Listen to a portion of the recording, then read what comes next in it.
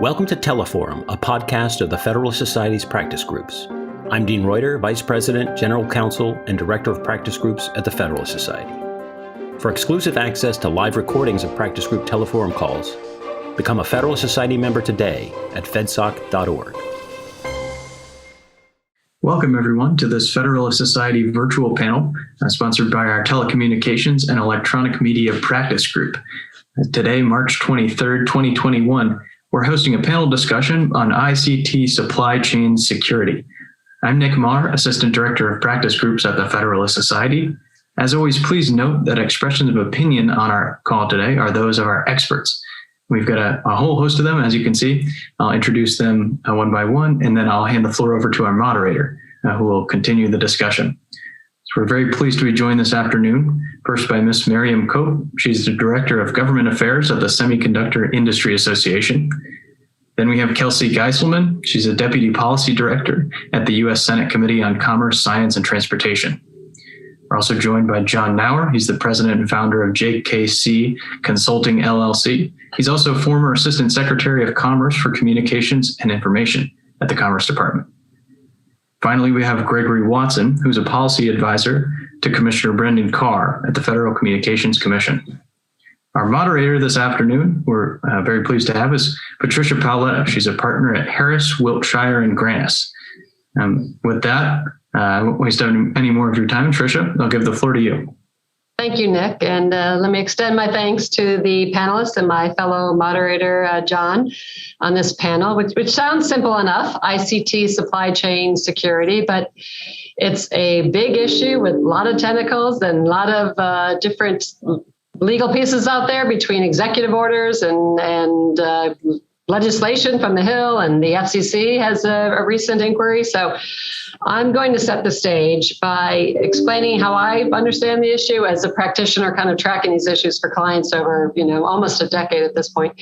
And then we're going to turn to our panelists who have probably been more active participants in the actual development of the policies, both in their current and former roles. So ICT supply chain security, I'm sure most of you, but this is open to any member of the Federalist Society. So ICT, you probably know, is information communications technology. And like I said, beginning about a decade ago, members of the Hill, in my memory is most notably Mike Rogers, now retired and actually active in the private sector on this issue, really beginning to raise the alarm on security issues with having non-trusted vendor equipment, and predominantly that was Chinese equipment in the network of U.S. telecom providers, and just concern over that for cyber security attacks, for surveillance, and other issues. So in 2012, Congress put out a report on that issue. And then over the intervening years, you saw more and more focus on that in the larger telecom providers, I assume through just the buying power of the U.S. government, didn't have much Chinese equipment in their network. But the smaller telecom providers, rural and more, not the big national guys, did have Huawei in the equipment because Huawei operates in a protected home market and has a lot of subsidies from its government. So they're able to provide, probably at below market prices, very affordable and good quality, but very affordable, maybe below cost equipment. So you saw a lot of telephone companies buying Huawei, particularly after the American Recovery Act stimulus came out in 2009. So fast forward, obviously the existence of Chinese equipment in the market became more of an issue in the last administration.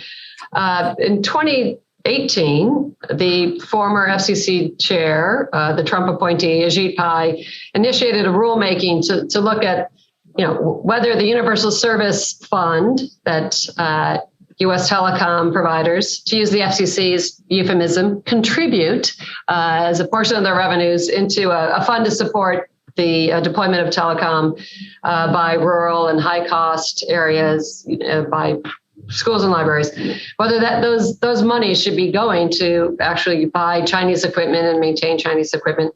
So he began that proceeding, I'm thinking in 2018. And then, of course, the following year in May 2019, President Trump issued the ICTS Supply Chain Security Executive Order, which was very sweeping and basically looked at and touched on almost any relevant agency, and including the FCC, looking on making sure that there were not that ICT transactions involving foreign adversaries would require some pre-clearance. Subsequent to that, the FCC tweaked its USF proceeding, now called, well, you have to correct me on this, Greg, but the Supply Chain Security through FCC program, something to that effect, and tweaked that. Now, same time, a lot of work was going on the Hill, as Kelsey can elaborate, and including on, how are we going to get more U.S. involvement in the international security or standard setting bodies that develop telecom standards. And so we began to see a bunch of legislation coming out of that, then including support for open radio access networks. And as I view that, and again, we'll have our panelists dig down deep, open radio access networks, or Open RAN or ORAN, is basically decoupling the hardware and the software so that you could have competitive software providers interoperating with the network equipment, the radio access network equipment of the traditional vendors. And typically, or traditionally, that was all a closed proprietary system from the big network providers, and, including Huawei, but also, trusted vendors, as we now have that new adjective, trusted vendors like Ericsson or Nokia or Samsung or others. But so ORAN began to pick up a lot of interest, both in the administration and in Congress on a bipartisan basis, as a way to facilitate the moving away from reliance on Huawei as telecom providers, again, particularly the smaller ones, the ones who needed the most affordable option, as companies migrated into 5G, or the fifth generation of cellular technology. And so we saw legislation out of the Hill, including in the Appropriations Act of the end days of December, supporting what we say rip and replace of Chinese equipment and replace it with trusted vendor equipment. We saw legislation coming out of the Hill with the USA Telecom Act to fund R&D for ORAN. And again, as I mentioned last week, or did I mention? Anyway, last week, the FCC issued its notice of inquiry on ORAN. Now, at the same time, of course, this has been a bipartisan concern, and the Biden administration last month, February 24th, so almost a month ago, issued its executive order on ICT supply chain security.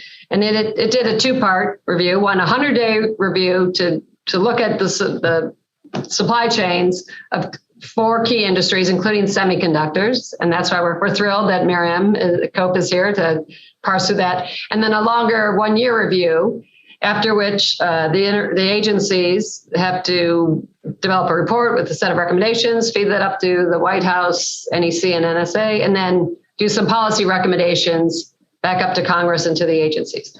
So that's the big picture, that big elephant. We can all have different pieces of it, ears and eyes, but that's how I perceive it. Now I'm going to turn it over to John to maybe give a more in-depth view or a different view. No, I think thanks very much, and I think that was a super scene setting of where this has been going on for a long time. This teleform itself came out of a discussion that we were having within the Federal Society Communications and Information Technology Advisory Board on potential areas where there would be continuity from a Trump administration into a Biden administration. I think the conventional wisdom is that these are two administrations that are about as diametrically opposed or separated in their general worldview than most successive administrations. And in a lot of ways, I think that may be true. But I think, and it seems that the one area where there at least has become a bipartisan agreement on the diagnosis of the problem, not necessarily the prescriptions, but that the national and economic security risks and concerns that come with a rise in China's, growing dominance in ICT technology supply. And, Tricia mentions ORAN and the issues of Chinese dominance in network infrastructure equipment. And that has raised bipartisan concerns from both a tactical security issue. Do companies that are close to the Chinese government present a threat for infiltration of U.S. networks if U.S. networks are heavily supplied with that sourced equipment? And then a longer range economic security question. What happens when strategic key infrastructure that we need to operate our country's networks is potentially sole sourced from China, that there really are no other competitive manufacturers? What sort of concerns does that introduce? And so ORAN was looking downrange to try and address both of those problems. Now, at the same time, COVID disruption issues and trade tensions and just-in-time purchasing decisions have really underscored existing supply chain issues around semiconductors and other even commodity equipment, where there might be a diversity of supply, but the overall volume of supply, for a variety of reasons, has gotten constrained. And if we are over-reliant on certain countries for those supply chains, what sort of issues should those introduce, and how should the government be thinking about that? And it seems very clear to me that this issue is carrying over absolutely from the prior administration to this administration. Just from a quick review, and I know this is not comprehensive, but just since the beginning of the year, there have been at least 3 congressional hearings, 12 pieces of legislation have been introduced. There have been at least 9 agency actions. The president himself has issued 4 executive orders around the security of the supply chain, and there have been countless other statements and reports from others. So this is clearly an issue that will carry over. And I think the value of this panel is giving our listeners and Federal Society members some visibility into how we think these things are going to where there's going to be continuity, where there's going to be reshaping, where while there may be a continuity of a description of the problem, are there going to be changes in potential solutions? So with that, maybe I'd start with a question on the most recent Biden executive order, which requires the agencies to submit recommendations and legislation on how to ensure a resilient, diverse, and secure ICT supply chain. It asks for comments from industry as well. So from the panelist perspective, and I'll open this up to everyone, what do you expect those recommendations to be? What do you think are the touch points that the broadest cross-section of these market participants, as well as policymakers in the Hill, the administration, what do they think are the biggest challenges in maintaining that resilient supply chain? And maybe I'll start with Greg at the top, just because you're up in that corner. Sure. Thanks, John, and appreciate it, Tricia. Thanks for inviting me out, and I'm excited to be a part of the panel today. I don't know if I'd be the best to really lead off here with this particular question. I obviously, coming from the Trump administration, I won't take, I won't make claim that I have great insight into what the current administration plans to do or what they're working on over there. But I guess I should point out on the FCC side, and this is something that Tricia noticed earlier, we adopted a notice of inquiry last week that seeks comment on how the FCC can foster the development and deployment of ORAN technologies. The NOI is pretty broad, which should really help build out the record on these issues, but it does ask some targeted questions about the supply chain and security of ORAN systems. Commissioner Carr's view on this is that ORAN shows promise for 3 main reasons: improved services and performance, more high-paying jobs in the software industry, which is something America is particularly strong in, and more secure systems through vendor diversification. ORAN will enable a more robust and diverse ecosystem of trusted vendors, but it's not a silver bullet, and nor will this transition happen overnight. We should continue to work with our agency partners, Congress, international allies, and of course, the private sector to approach ICT supply chain issues holistically. While doing so, the FCC should continue using its authority and expertise to protect our communications networks, whether it be through ORAN, further Section 214 reviews, and leading the rip and replace process to remove untrusted network gear. Miriam, Kelsey? John, I think you made a really interesting point in your opening remarks in terms of the continuity between the two administrations. I think this is one of those rare issues where there's pretty bipartisan agreement, at least on the goal of, having this secure, resilient communications networks. If we've seen anything in the past year, it's how important it is to have reliable and safe and secure internet access. Everything from education, telehealth, commerce, everything's online now. And so, including this panel, obviously. And so having a network that can hold up to challenges and threats and be safe from vulnerabilities is even more important, I think. So, certainly we see that on the Hill. There's a lot of bipartisan movement on this issue. I won't presume to anticipate what the agencies will recommend. I think in terms of how we view the situation, I think there are some core tenets, not having tech mandates, making sure that we're looking at solutions through the lens of how they are actually going to be executed and adopted and deployed, particularly in rural areas.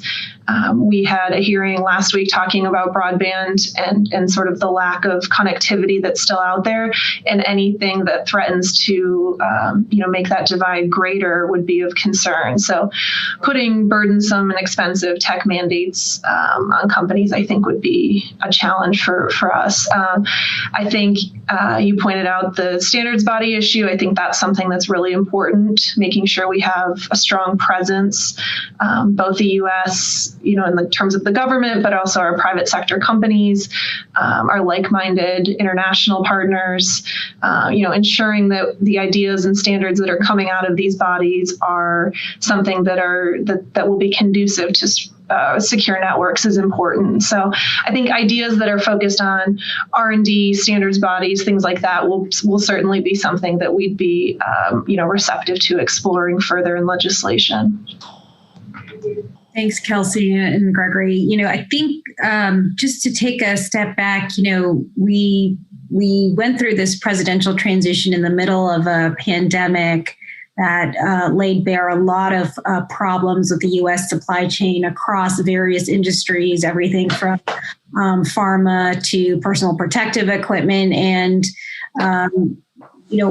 quite frankly, the semiconductor industry was able to maintain production really well across the whole pandemic.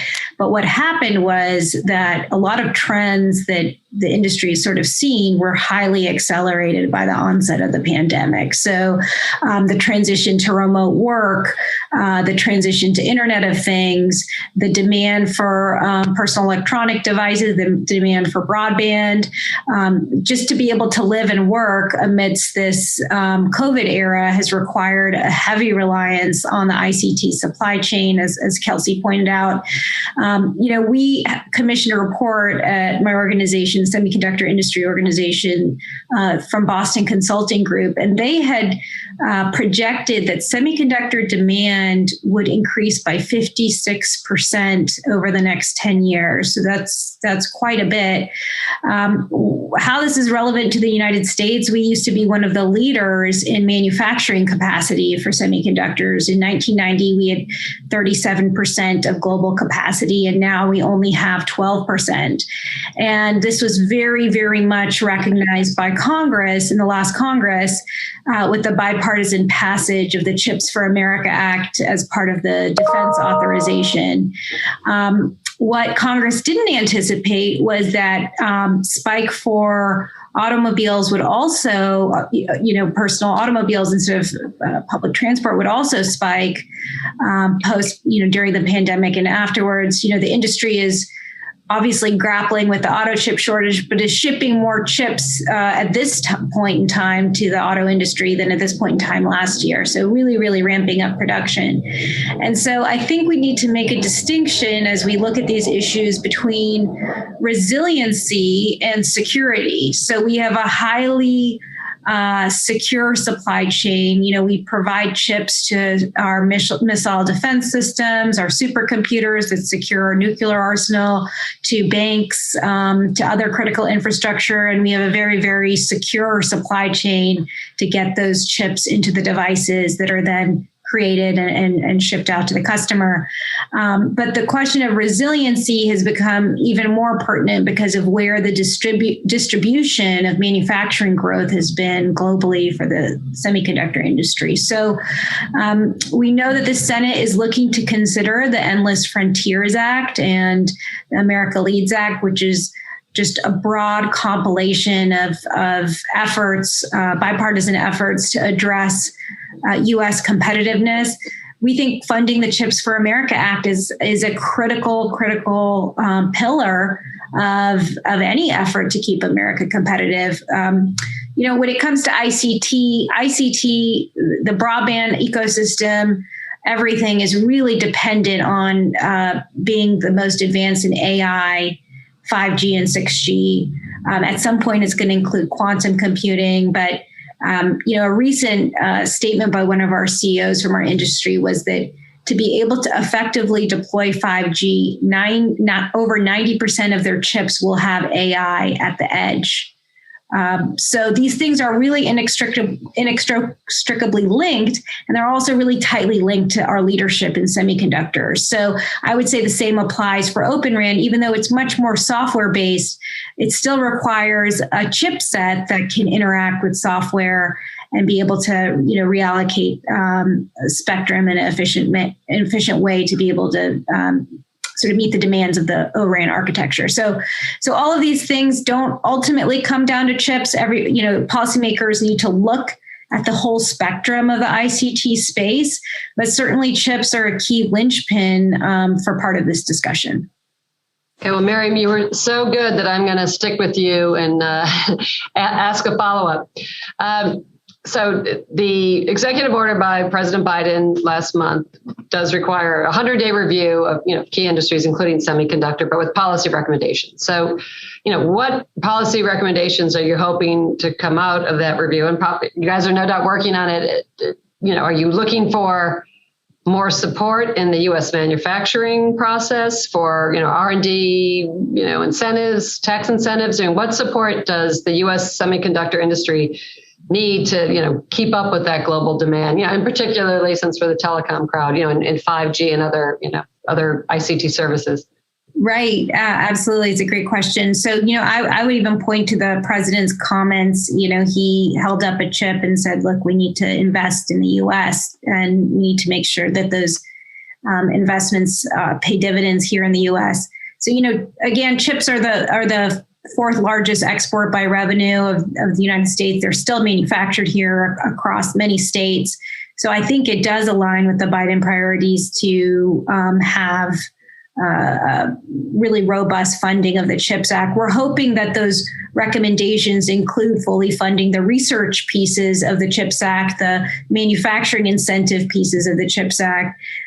Again, the price tag is really high, but I do want to point out that, globally, other governments are including semiconductor incentives in their recovery packages. So I think we need to maybe not look at it so much as industrial policy and look at it as a combination of innovation policy and national security policy. It's really important for us to have this leadership position on a fundamental level. And there are some that might argue that a lot of America's growth since the the post-World War II base has been based off of our innovation in the ICT sector, which really has been driven by, innovation in the chip space.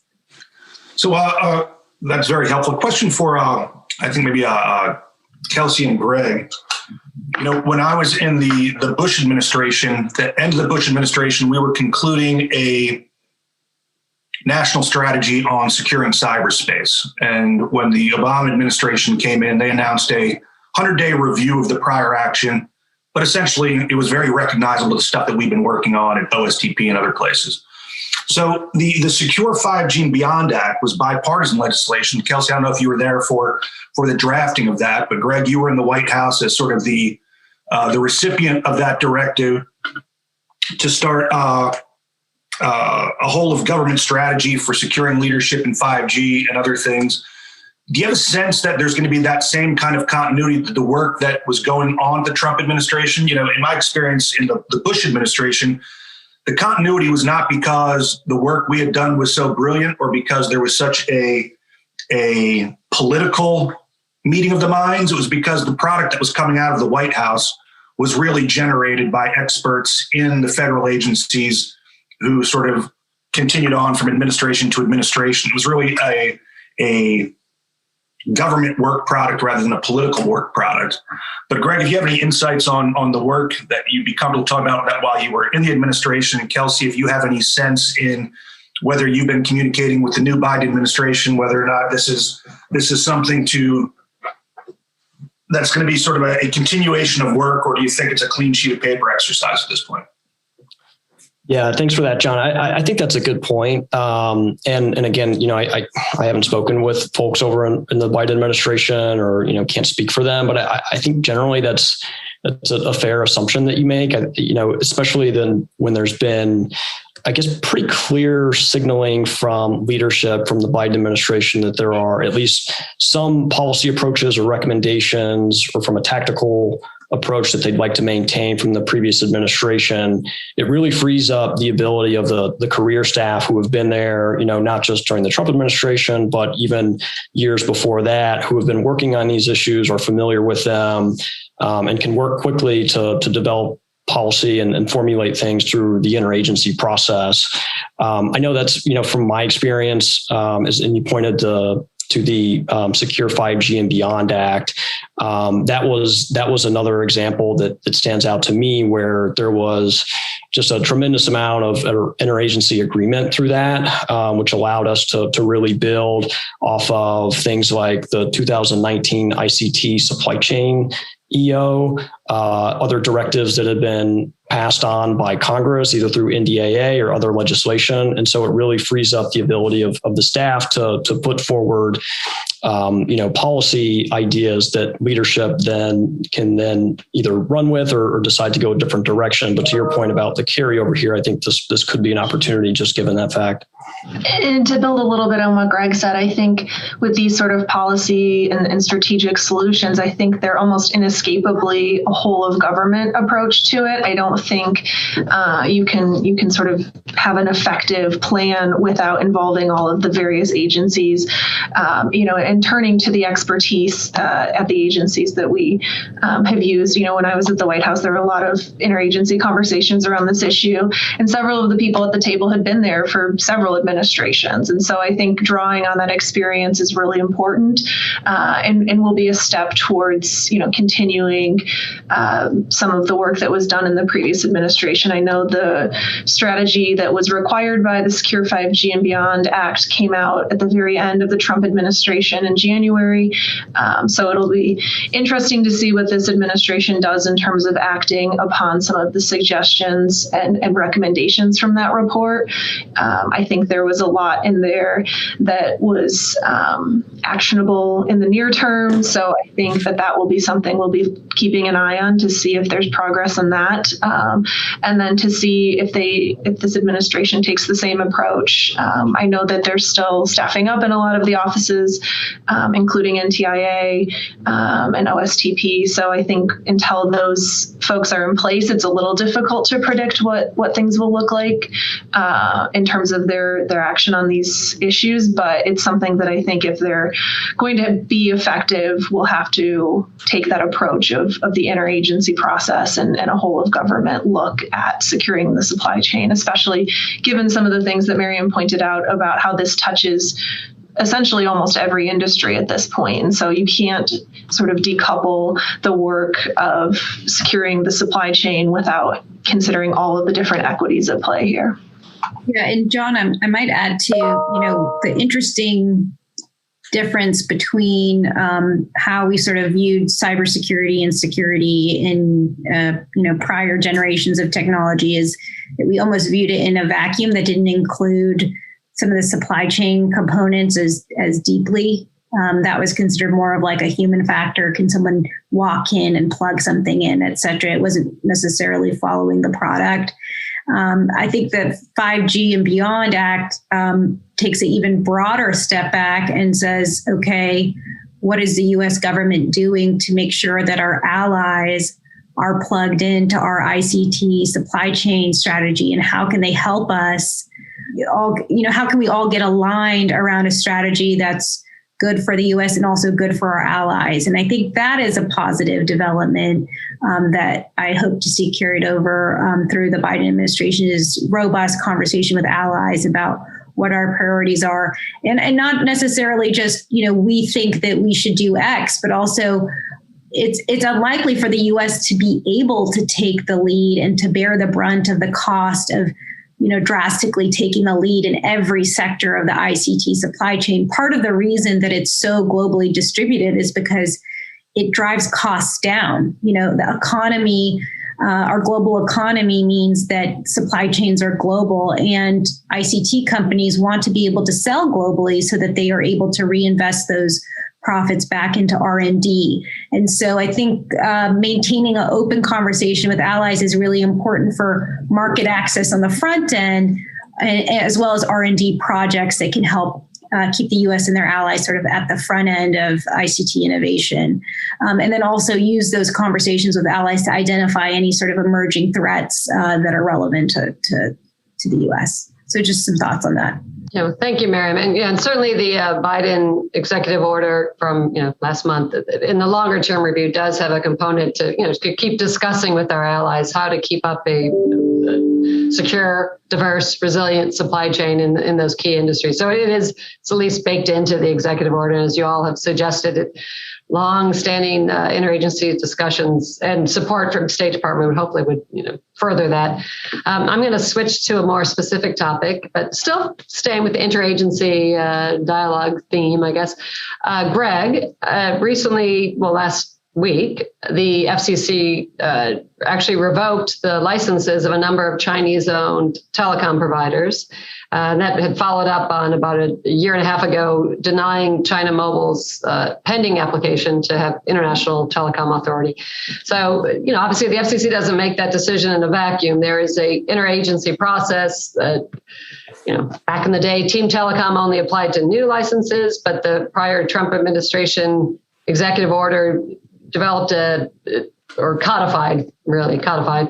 tweaked and codified an interagency discussion on licenses generally, whether they're pending or already, the application is pending or it's actually licensed, to discuss whether that's secure. Anyway, if you could walk us through the thought process for revoking the existing licenses last week and denying China Mobile a couple of years ago, that'd be very informative, I think, to the audience. Yeah, sure. Obviously, the U.S. has acknowledged for some time that Chinese telecom firms pose a threat to our communications networks and, in turn, our national security. At the FCC, we're in a position to do something about it, and we are. As you pointed out, the FCC blocked China Mobile's application in 2019, and at that time, Commissioner Carr actually called for the FCC to conduct a top-to-bottom review of every telecom carrier with ties to the CCP due to their inherent national security risks. With that type of review in mind, the FCC opened investigations into several carriers, including the 3 included in the proceeding we launched last week. This puts the FCC towards the final step in a process that could prohibit these carriers from operating in the U.S. As to the process part of your question, ultimately, the FCC makes an independent decision on whether to allow foreign carriers to operate in the U.S. based on the totality of the public interest considerations. But in cases like this, the executive branch agencies responsible for national security weigh in as part of our process at the Commission. As you can imagine, FCC weighs heavily their expertise in identifying any national security concerns associated with our decision. So in this case, we were pleased that they agreed with us. The U.S. has set a high bar for action over the last few years when it comes to meeting the threat to our networks from entities aligned with Communist China. And we've got to continue to meet this challenge head on. Just to confirm, all right, so last week the FCC just initiated the proceeding to withdraw their licenses. They didn't withdraw them outright. They initiated, of course, the Communications Act would provide some due process, right, for those entities. Okay, well, thank you for clarifying. Right. So we last week we did revoke the international side. We are opening the proceeding on the domestic side. Okay, thank you. So, Miriam, a question for you. The Secure Networks Act required NTIA at the Commerce Department to lead an interagency information sharing program for preventing future vulnerabilities, but it's also supposed to give regular briefings to trusted vendors and the private sector. Has SIA been engaged in that from your perspective? I'm sure there's transition at NTIA. That head of that agency hasn't been named, but is that a process that is benefiting and getting enough input from the private sector from your perspective and from what you hear from your members? I think we could certainly use more engagement from NTIA throughout the transition. I know they are making their best effort, so I don't want to knock them for that. A lot of great, very knowledgeable career staff at NTIA. We've been very involved with the NSTAC group that NTIA feeds into, DHS feeds into, other entities within Commerce feeds into. And that's been really helpful. I think they were about 2 years ago, very early on in sort of identifying this issue around chips.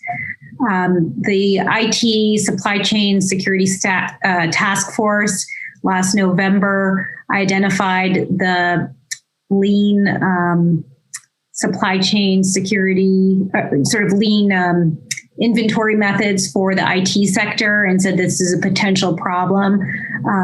Just doing on-demand, storage of chips, et cetera. We saw with some international auto companies that they had anticipated potential disruptions in their, chip supply, and so they had more chips on hand when chips became less available. So I think that there's a lot going on in this space in terms of conversations between the U.S. government and our industry on, what types of practices are needed to make sure we have a resilient supply chain.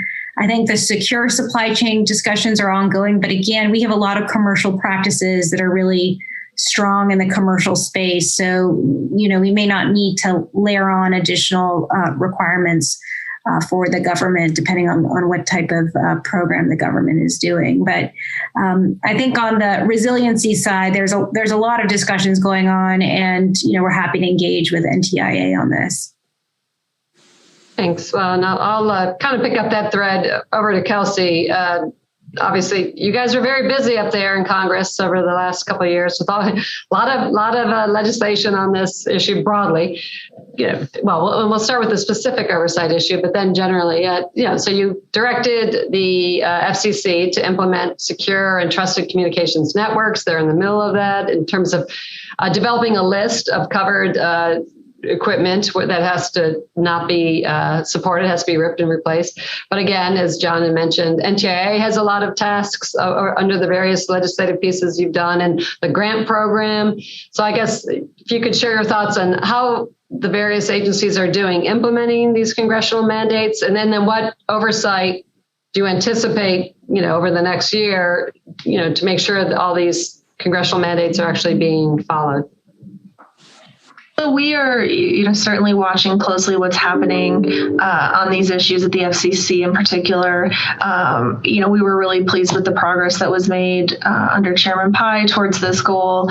And then, of course, in December, when the Rip and Replace program was fully funded through the Consolidated Appropriations and COVID relief bill, I think we view that as an important step towards the FCC completing its effort to begin, getting money out the door and getting the equipment out of networks. And so I think that we're going to continue our oversight of the program, continue our oversight of this expenditures of the funds that were appropriated. So it's something that's ongoing. I think looking at what happened at the February meeting, it seems like they're moving in the right direction towards implementation of the legislation, including the expansion of eligibility that was included in the December bill. So I anticipate that this will be be something we'll continue to keep a close eye on. This was a big project for my boss in the last Congress. Getting this legislation both passed, but then also fully funded was a nearly, 18-month effort for him. And so something that he was really committed to and continues to spend a lot of time, thinking about and talking about. So I anticipate it'll be something we keep a close eye on. So Tricia, should we see if there are questions from people out in Zoom land? Yeah, we can do that. Yeah, so for audience Zoom land members, raise your hand or put on the Q&A or the chat the questions you might have. And I see we do have one. It relates to enforcement of export restrictions, and I'm going to interpret that, or at least I'm going to spin this question to be, I don't remember all the details, but certainly under the original Trump administration, May 2019, actually some follow-on commerce orders in terms of U.S. entities not selling chips to China, or, and there was a lot of talk in the trade press. I'm directing this at Miriam. A lot of talk in the trade press that, Huawei was going to have a real problem not fulfilling its 5G infrastructure needs for chips if it was denied access to U.S. chips. So if you can expound a little bit on that, or what's going on with that situation. I mean, there was some, cheering by some Huawei opponents. This was going to be the end of Huawei. They wouldn't have enough chips. We finally, destroyed the giant. And then others like, no, they're going to pivot and they're going to develop their own diverse supply chains. And anyway, if you can talk about that issue. Yeah, I think, the U.S. chip industry, the chip industry as a whole is very, very sensitive to national security concerns, and we follow all applicable export control rules for controlled technologies. And, once something moves into a national security designation, we just comply with the rules, quite frankly. And we have a long history of doing that. I think Elizabeth's question is on risks introduced to the ICT supply chain from deemed export restrictions, which are related to hiring people who have access to information that the U.S. government deems as a controlled technology, relevant information to a controlled technology. The rules around deemed exports are really, really strict. In fact, we found them to become ever more strict over the past 5 or 6 years. So I actually think that is an unlikely place that you would see a vulnerability. I think the concern is less about stealing IP. I mean, we don't want our IP stolen, and we want strict IP enforcement across the globe for the semiconductor industry's IP. But the reality is it's not easy to steal a chip design and make it. There are thousands and thousands of engineers working on some of the most sensitive equipment in the world. One semiconductor manufacturing facility costs between 16 and 20 plus $1 billion to build. And it has very complicated equipment in it. And, it has been attempted before for bad actors to steal chip designs and to make them themselves. And they've been highly unsuccessful in doing that. And part of the reason is this, this isn't this isn't airplanes or, something that's less complicated to make, even though an airplane is quite complicated to make. But the reality is the reason China is such a concern is because they're investing in the technology and the people and the research. So they're looking at our success, the U.S. success in the semiconductor industry, and they're trying to replicate that. And that's what causes there to be a geopolitical issue. So, that would be my suggestion to the group, is look at it more broadly, less about stealing technologies and more about, who's catching up with us in these technologies. The reality is, someone described it to me recently, once other countries or bad actors stop wanting to steal U.S. technology, we have a major problem. because then we're behind. So, if nobody wants to steal from you, that's the biggest problem. I like that positive spin on that issue. If only we had known that. But I used to be at the U.S. Trade Representative, and China stealing our intellectual property has been a longstanding problem, but we just should have had a more positive spin on it. So we got a question in January. Commerce published their IFR, which stands for Interim Final Rule on Securing the ICT Supply Chain. And this, again, was under the Trump administration, May 2019 executive order. They had put out a draft rule in end of November, and then, mid-January, of course, January 19. So it was the day before, right? They put out their interim final rule. Comments were actually authorized up through yesterday, the 22nd. So the question is, have any of your respective organizations identified opportunities or concerns with the implementation? So as I understand it, and I'm going to turn over to the experts on our panel, the interim final rule is deemed in effect as of yesterday. However, the Biden administration did not actually issue the draft regulations. So there's still a lot of how you seek pre-clearance licensing for a ICT transaction that might involve a foreign adversary. And again, the ICT EO from the Trump administration, it is broader than China. It applies to Iran, to North Korea, the Maduro regime of Venezuela, Cuba.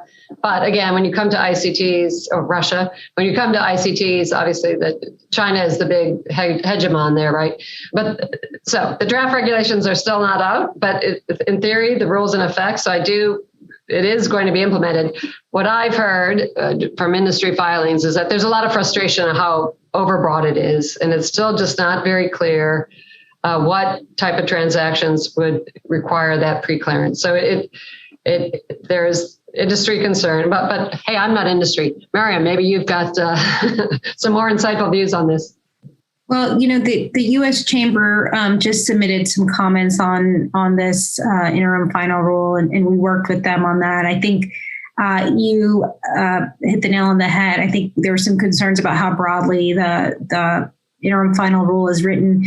There was intended to be some type of pre-licensing process. From what I understand, the pre-licensing process has been sort of submitted to OMB and will be released soon. But I think it would have been a lot easier for industry to feel that they had regulatory predictability if we had been able to see the licensing process before the rule was finalized. But that hasn't been the order thus far. But we're looking forward to engaging on the licensing process. Thank you. Anybody else on the panel in terms of the current state of play? Kelsey, any concern with your members on implementation of the final rule on ICT supply chain security? I have not heard anything specifically, but don't want to speak for them. So I would defer to those members. Okay, fair enough. John, you want to handle this next question from Christopher Garvey? Let me get it here. Yeah. Well, it's just, and maybe you had mentioned that the president has signed a number of executive orders. Christopher writes, he recalls seeing one revoking the ban on using China to supply critical infrastructure to the U.S. That doesn't sound in line with what you were saying, but are you aware of any? I'm not aware of that. I don't know if the panelists have come across anything. There was, a massive flood of EOs that came out in the first few days of the administration, some with intents to reverse executive orders from the prior administration. I think just as a general matter, executive order policies that are pushed through in agencies on a strictly partisan basis, those are policies that are typically rented. They're subject to quick revocation, but as we talked about at the outset, I think there's a lot of continuity in thinking about this. So I've not seen that EO. I don't know if the panelists may have a different recollection. Miriam, does that ring any bells? No, not quite. All right. Yeah. Like I said, it doesn't seem consistent with, that the concern we've seen from this administration as a carryover from the prior, let alone the broad bipartisan consensus from the Hill on concern with, over-reliance on Chinese equipment for critical infrastructure. Patricia, I'd just say, the new administration isn't totally staffed up yet. And so I think a lot of this is still to be determined. And, there's been a tremendous amount of action on it thus far, but I'm not sure the policy is totally settled yet. Okay. Well, I'm going to take this opportunity to do a follow-up with Greg on the ORAN notice of inquiry. What's your sense of timing on that? Obviously, once it's published in the Federal Register, we'll get comments. But what's the thinking? What will there be a next step? Obviously, most of our viewers in Zoom land are administrative lawyers and know that what follows a notice of inquiry is sometimes a notice of proposed rulemaking. Kelsey had mentioned concern with her members on mandating technology. Certainly, that was debated even in the last FCC about whether, as part of rip and replace, should it be mandated that what is replacing Chinese equipment is open RAN equipment. Anyway, if you can project out what might come next and when, with an NPRM, that'd be great. Yeah, no, that's a good question. I don't know that I'll have a good answer there. I mean, I think realistically, it's going to take some time. One for comments to come in on the NOI, and then there will be sort of the standard process that leads us towards an NPRM. I think one thing that may come into factor at some point is I think there's generally, just based on the statements that we saw from the other commissioners during the adoption of the NOI, I think that there's generally, and I don't mean to speak for them here, but just based on their statements, it seems that there was support broadly for exploring these issues of ORAN and fleshing out some of the details here. But I think you're right. Some of the more difficult policy questions would seem to come next through an NPRM, and so. Depending on, I think it's a 30-day time frame for comments on the NOI. It could be off on that, so don't quote me, but I think it's 30 days. Unclear whether we'll be still in a 2-2 commission at that point or whether we'll be in a 3-2 scenario. So a lot of that is still to be determined. I guess the one thing that I would, really encourage folks to do is that, and I think, Marion made this point earlier about how there's connections between semiconductors as well as ORAN and being able to work together in that, to the extent that, you all out there are tracking issues that are important. We would, really encourage folks to weigh in through the NOI, which, will help develop a record that can lead us towards an NPRM. I don't work for the acting chairwoman, so I shouldn't commit her to timelines that, she doesn't intend to keep. But I think, from Commissioner Carr's perspective, I think, we're really looking forward to reviewing the record on this. And, the sooner we can get towards an NPRM and keep this process moving along, purely out of the concerns that we've talked about from the national security standpoint, 5G jobs, innovation, again, we think that there's a lot of promise there. And so, the quicker that we can move towards, this transition, we think generally is a good thing, but obviously there's sensitivities around and careful attention that we should also give consideration to in terms of, our trusted, more, I don't want to say the word legacy, but, our trusted and experienced vendors currently operating in the RAN marketplace and ensuring that there's, attention given to issues around those vendors as well. And so, I can't commit to a timeline here, but I think generally, we're positive. We're hopeful to see this move forward quickly. Yeah, well, thank you for that. And, on moving quickly, you did mention that Commissioner Carr has said that ORAN's not a silver bullet in terms of making sure our networks are trusted. But let me turn quickly to Kelsey. In the USA Telecom Act, Congress appropriated $750 million in R&D grants to help promote ORAN. But I thought it was, if there's a perceived urgency in trying to get this technology out there to help wean our dependence or some dependence from China, as well as make a more competitive, vendor market and actually improve functionality for 5G with virtualization and cloudification of 5G, all these good things. Why is it that the grant program doesn't kick in, or it says beginning no sooner than, or whatever the language is, but the grant program had to be done by June 30th, 2022. I was curious, like why isn't there more sense of getting the money out there to help seed the plow or seed the field? So I would note actually that bill did not appropriate any money for the program. It authorized the original version that was pushed through the Senate did, but the final version that was signed into law did not. And so, that's something that will have to be independently appropriated at some point. And so I think in terms of urgency, I think this is still a somewhat nascent technology, I would argue. It's certainly becoming more mature, and we're seeing it deployed more and more. And I think, the standards development process is ongoing. I think that the R&D that was part of the USA Telecom Act is an important step here. I think talking about things like test beds, particularly with how this can be deployed in rural areas, as I noted earlier, is of particular concern.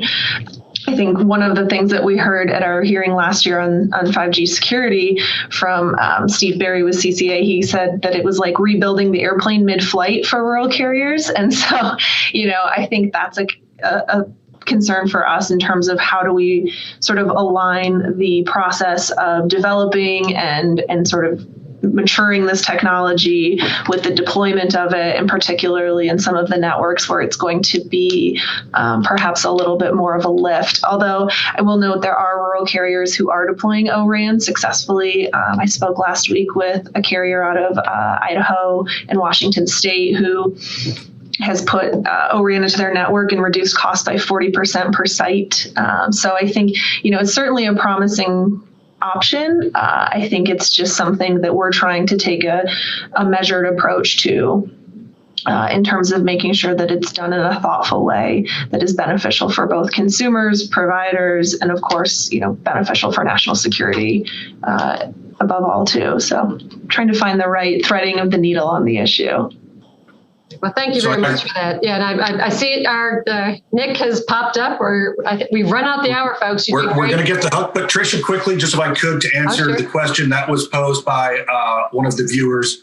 Someone commented saying that the critical infrastructure EO was suspended and not revoked. And that's a lot more common in terms of a new administration coming in and saying, look, we're going to take a fresh look at some of this stuff. But I think it fits much more within that more of a, let's take some time to confirm our thinking rather than signaling a dramatic change in view. And I just want to make sure that I was responsive to our viewers. Yeah, and thank you, Miles Simpson, for clarifying that. All right, Nick, over to you.